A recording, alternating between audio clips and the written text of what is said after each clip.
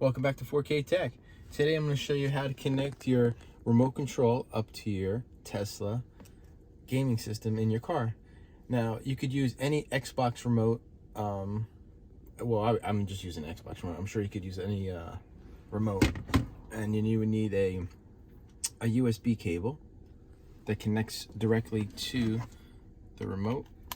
And then underneath in the glove box, you'll see the USB. You just plug that right into there.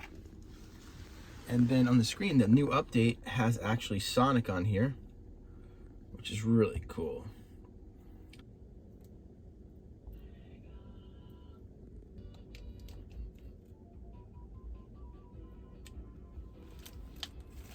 And the response is so great.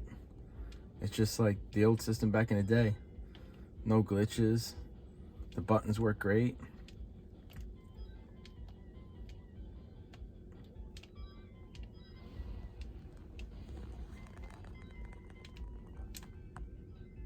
Oh, jeez.